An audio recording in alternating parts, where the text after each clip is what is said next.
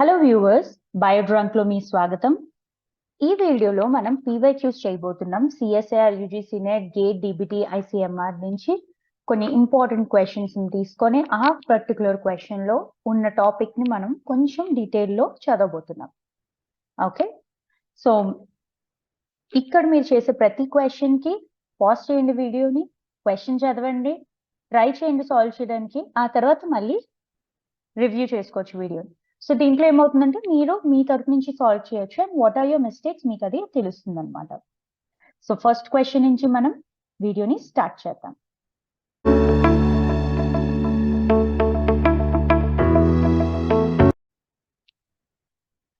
First question ని చూద్దాం. So ఇక్కడ మన ఫస్ట్ క్వశ్చన్ ఏమంటున్నాడు, మన ఫస్ట్ క్వశ్చన్ లో గ్లోబులర్ ప్రోటీన్స్ గురించి ఉంది.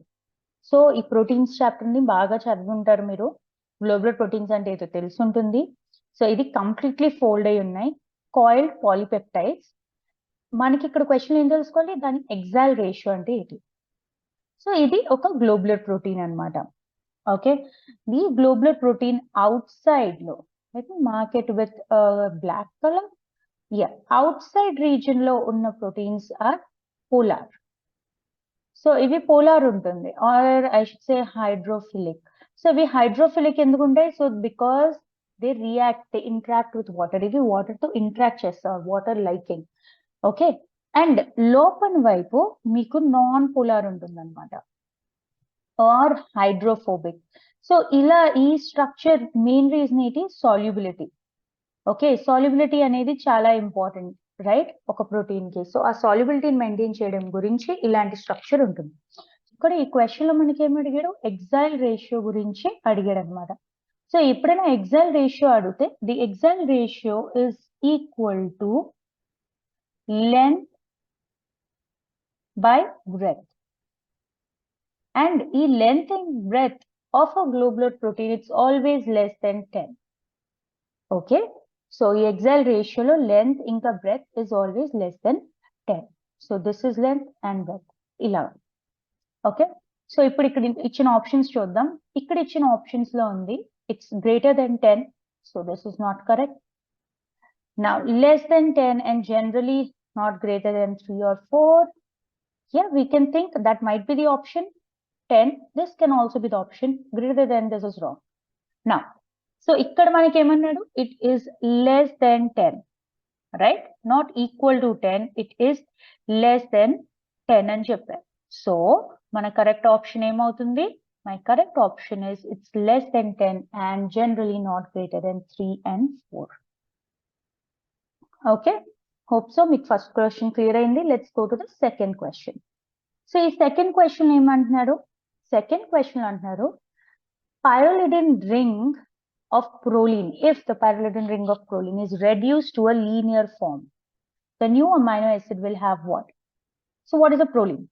Proline is one amino acid కదా, అండ్ ఇది ఎలా ఉంటుంది, దీని స్ట్రక్చర్ చాలా పెద్దది ఉంటుంది and it's rigid and flexibility దానికి ఉండదు. ఓకే, ఈ ఫ్లెక్సిబిలిటీ చూపించదు. సో ఈ పర్టికులర్ అమైనో యాసిడ్ మీకు చాలా తక్కువ ఉంటాయి కొన్ని ప్రోటీన్స్ లో. వై? బికాస్ దీంతో పెప్టైడ్ బై బాండ్ ఫామ్ చేసినప్పుడు మీకు స్టెరిక్ హిండరెన్స్ ఉంటుంది అనమాట. ఓకే, సో ఈ స్ట్రక్చర్ ఎలా ఉంటుందంటే COH, this is C alpha, okay, N, and ఇది ఒక గుడ్లాగా ఇలా పెట్టేసినప్పుడు. ఓకే, సో ఇది స్టెరిక్ హిండ్రెన్స్ కాజ్ చేస్తుంది. ఈ స్టెరిక్ హిండ్రెన్స్ వల్ల మనకి త్వరగా బాండ్ ఫార్మేషన్ కి యూజ్ అవుతుంది, మోస్ట్లీ టర్న్స్ లో యూజ్ అవుతుంది, రైట్.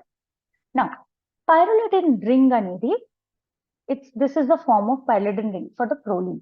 ఇది ఒకవేళ లీనియర్ ఫార్మ్ లోకి వస్తే మన అమైనో యాసిడ్ లో ఏమవుతుంది, కాన్స్ట్రైన్డ్ 5 then the chlorine, constrained psi then chlorine, relaxed 5 and unaffected psi and psi. So first and foremost unaffected అయితే ఉండదండి.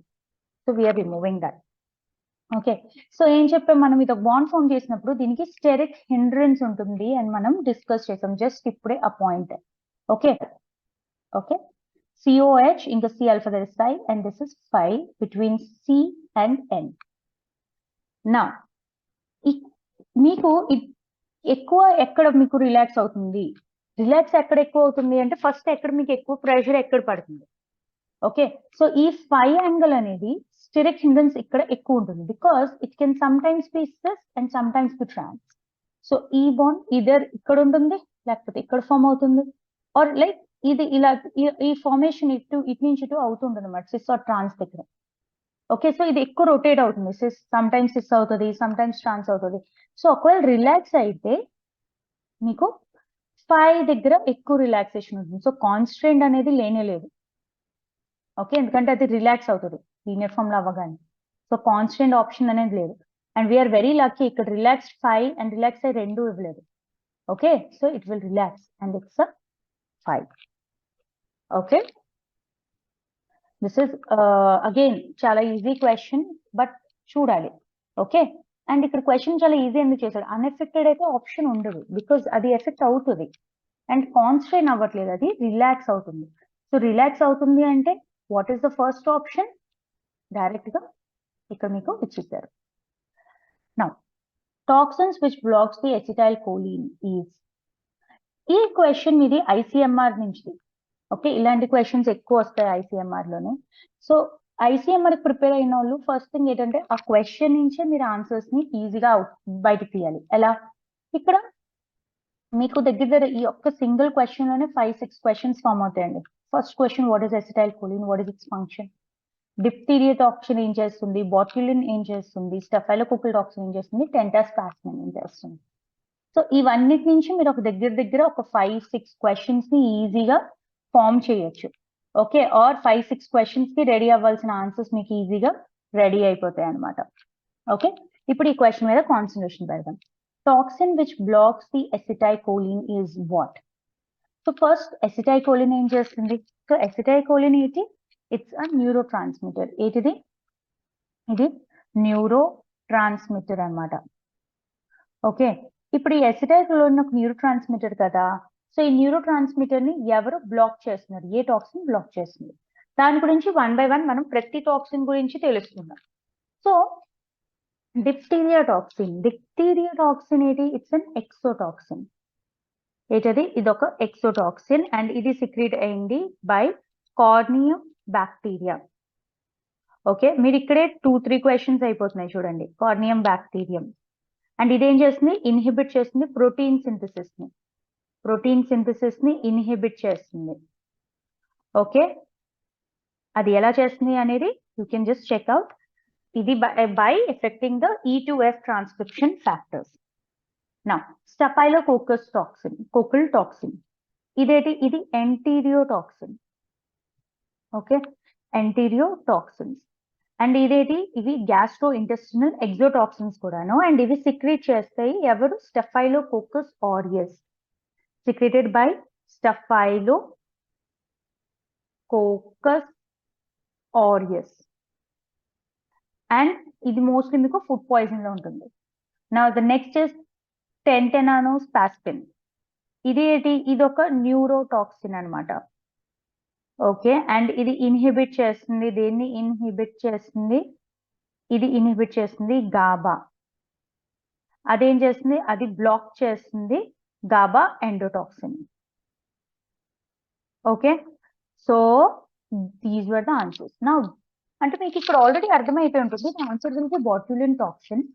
ఓకే, నా ఇప్పుడు ఈ బాట్యులిన్ టాక్సిన్ ఎందుకు మనం ఆన్సర్ గా సెలెక్ట్ చేసుకున్నాం, ఎందుకు పై బాట్యులిన్ టాక్సిన్, బికాస్ ఈ బాట్యులిన్ టాక్సిన్ బ్లాక్ చేస్తుంది. ఎలా బ్లాక్ చేస్తుంది అనేది ఇక్కడ చాలా ఈజీగా అర్థం చేసుకోవచ్చు. సో ఇక్కడ మీరు చూస్తున్నారు during a normal condition and during an action of botulin toxin.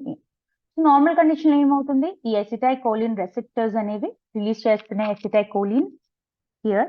And ఈ ఎసిటైకోలిన్ స్నేర్ ప్రోటీన్స్ ఉన్నాయి చూస్తున్నారా, snare proteins, they are binding with the snap proteins. Okay, so ఈ బైండింగ్ అనేది ఉంటుందన్నమాట. బట్ బాట్యులిన్ ఏం చేస్తుంది, ఇది ప్రివెంట్ చేస్తుంది స్నేర్ ప్రోటీన్స్ ని from binding to the receptor. ఇక్కడ చూస్తున్నారు, ప్రివెంట్ చేస్తుంది స్నేర్ ప్రోటీన్స్ ని బైండ్ చేయనివ్వట్లేదు రెసెప్టర్.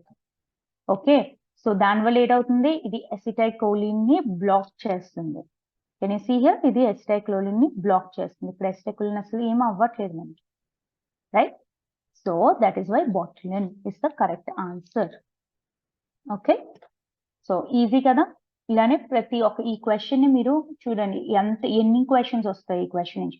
ఐసీఎంఆర్ ప్రిపేర్ అయినప్పుడు ఇలాంటి క్వశ్చన్స్ ఎక్కువ వస్తాయి అనమాట. సో కాన్సన్ట్రేట్ చేయాలి అండ్ ప్రతి క్వశ్చన్ కి మీరు ఒక 5-6 ఆన్సర్స్, 5-6 క్వశ్చన్స్ ని రిలీజ్ చేయొచ్చు.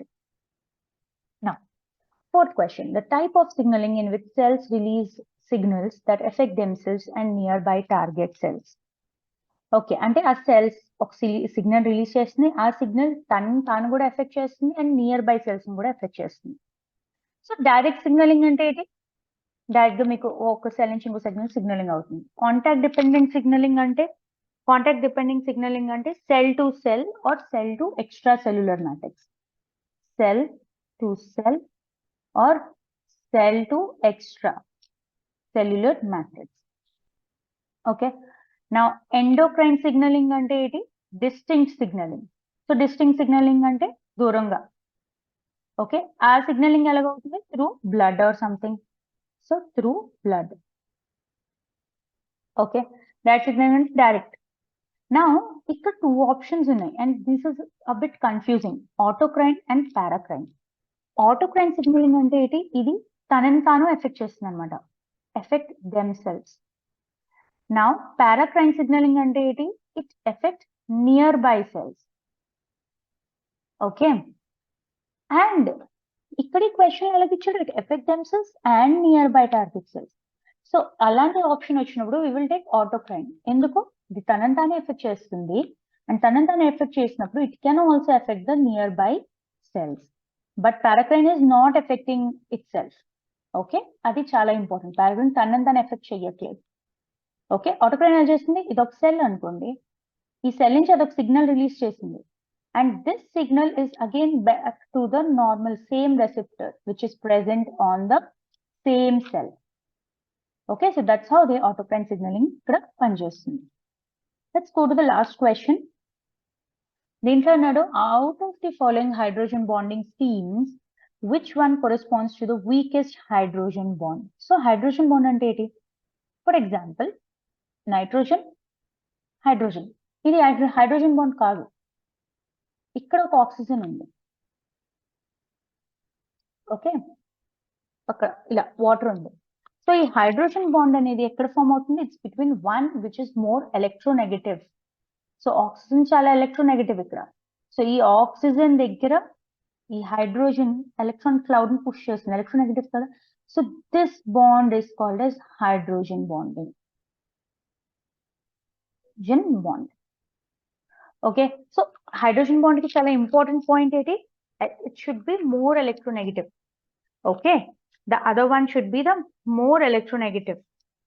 సో ఎలక్ట్రోనెగటివిటీ దీంట్లో fluorine is the most electronegative, then oxygen, then nitrogen. So దీంట్లోనే మీకు డైరెక్ట్ తెలిసిపోతుంది ఏంటంటే మీకు ఇక్కడ హైడ్రోజన్ లేదు కాబట్టి this second option is correct, because ఇక్కడ ఆక్సిజన్ ఉంది అంటే ఇది obviously this is the strongest కదా. And here this is also strong, oxygen and nitrogen. Nitrogen కి ఎలక్ట్రోనెగటివ్ ఉంటుంది. So this is also strong. So ఇక్కడ హైడ్రోజన్ కి మధ్యలో ఉంది bond. So that means this is the weakest bond. Okay, elimination method అంటారు దీన్ని. So elimination method లో ఏముంటుందంటే ఫస్ట్ మనకి తెలిసిన వాటిని ఎలిమినేట్ చేసేస్తాం, what is opposite or something. Okay, for example 4th question లో కూడా మనం ఎలా చేసాం? ఫస్ట్ ఈజీ డైరెక్ట్ సిగ్నలింగ్, అది నెక్స్ట్ సెల్ కి ఇస్తుంది. కాంటాక్ట్ సిగ్నలింగ్, అది కూడా వేరే సెల్ తో ఉంటుంది. Endocrine signalling very distinct. So direct 3 options మనం ఇక్కడ డిలీట్ చేసేస్తున్నాం అనమాట. ఇప్పుడు మిగతా ఆప్షన్స్ నుంచి మనం చెక్ చేసుకోవచ్చు. Okay, so this is how you are gonna do. Okay, hope so ఈ 5 క్వశ్చన్స్ మీకు క్లియర్ అయ్యాయి అనుకుంటున్నాను. ఓకే, సో ఈ PYQ ది ప్రాపర్ గా ఒక సిరీస్ ఉంటుంది, ఆ సిరీస్ మీకు చెక్ చేసుకోవచ్చు. నేను ప్రతి వీక్ ఒక్కొక్క వీడియోని అప్లోడ్ చేస్తాను అండ్ ఇలానే ప్రతి క్వశ్చన్ కి కొంచెం ఎక్స్ప్లెనేషన్ ఉంటుంది అనమాట, మీరు చెక్ చేసుకోవచ్చు.